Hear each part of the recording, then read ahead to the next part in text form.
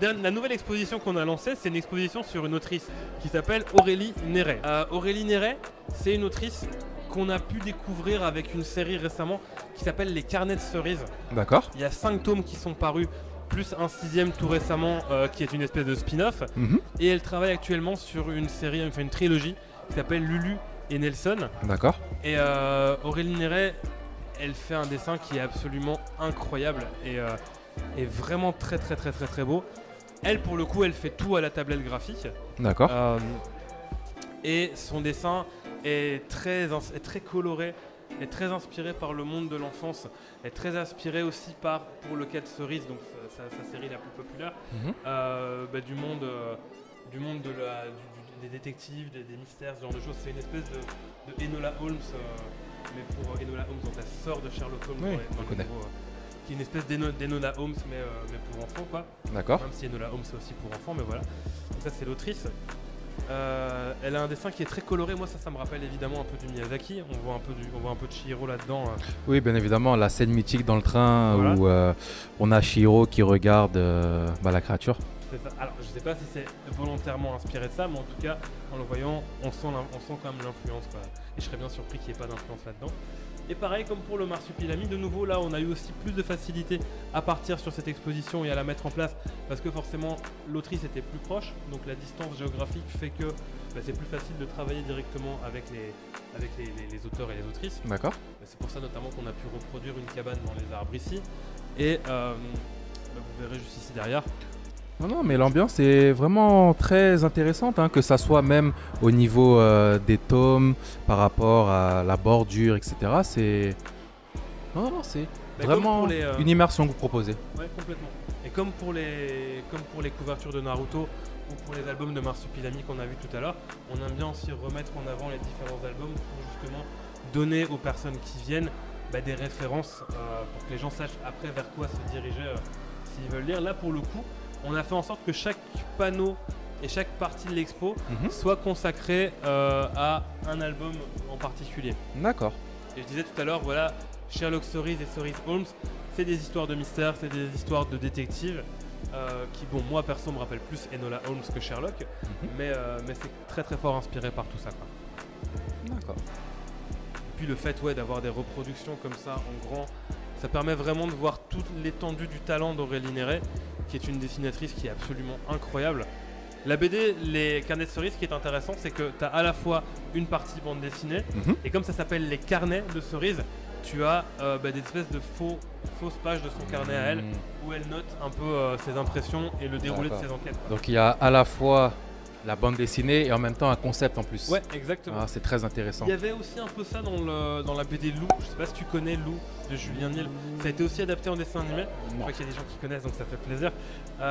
Et Lou aussi, pareil, si tu lis une BD de Lou, donc c'est l'histoire d'une petite fille. Et au fur et à mesure des albums, elle grandit jusque là maintenant, elle a une vingtaine d'années, quoi. Ça, c'est assez intéressant. Mais ce qui est intéressant, c'est que dans les couvertures, dans les quatrièmes de couverture, à l'intérieur de l'album, tu vois des morceaux de son carnet, comme si c'était son journal intime, quoi. Et voilà, moi je trouve que c'est toujours pas mal parce que ça permet de rentrer plus dans la psyché d'un perso de BD, quoi. C'est toujours intéressant d'avoir en plus un concept à proposer en même temps que son histoire, parce que ça permet de rentrer la personne en immersion. Ouais. Et vraiment, non, c'est intéressant. Ce qui est cool ici, c'est qu'on a reproduit donc une fusée qu'on peut trouver dans ce tome-ci. Donc c'est le spin-off des carnets de cerises, donc le 6e tome. Mais bon, voilà, c'est les carnets de cerises et Valentin. L'autrice est venue au musée, elle a dessiné elle-même à l'intérieur de la fusée. Donc elle a vraiment pris le temps. Tous les dessins qu'on voit, c'est que des dessins originaux, c'est des dessins qu'elle-même a fait pendant quelques heures ici au centre. D'accord.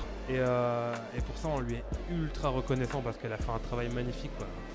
Et là, de nouveau, on voit aussi tout son talent, quoi. Je disais tout à l'heure qu'elle travaille beaucoup à la tablette. Mais elle est aussi capable. Ouais, voilà. On voit à quel point c'est une autrice qui est douée, quoi. D'accord. Non, vous arrivez vraiment à retranscrire l'univers des œuvres que vous proposez et je ne connaissais pas du tout. Je recommande mais sûrement, ouais. Franchement, ça rend bien. En fait, on rentre dedans et honnêtement, que ça soit la fusée là ou les tomes, comme je l'expliquais tout à l'heure, ou même La Cabane, on est dedans, vraiment. Ouais, c'est gentil. Là, l'idée, Cerise, c'est une série jeunesse, c'est une série pour les enfants, c'est des histoires d'enfants. Lulu et Nelson, ça a l'air d'être une série pour enfants. Ça parle aussi de choses beaucoup plus graves. Ça parle notamment d'apartheid, ça parle de différence, ça parle du rapport à la nature, du rapport à l'autre, du rapport aux animaux. C'est une série qui est prévue en 3 tomes et qui peut-être pourrait être aussi adaptée par la suite en film d'animation. C'est pas encore tout à fait sûr. D'accord. Mais c'est aussi pour montrer que malgré tout, avec un graphisme qui a l'air enfant, enfin qui est destiné à un public plus jeune, plus enfantin, on peut aussi parler de sujets plus durs et de sujets plus adultes finalement, parce que voilà, c'est une façon de se rendre compte que le monde n'est pas composé de jolies choses malheureusement, et pour l'expliquer aux enfants, quelle meilleure façon de le faire que par la bande dessinée, quoi.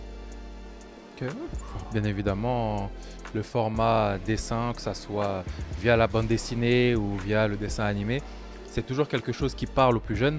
Et comme tu l'as expliqué, ça permet de montrer que y a des choses aussi sérieuses à aborder. Tout à fait. Donc non, c'est intéressant en plus de voir que à travers ces différentes BD, on a plusieurs facettes qui sont abordées.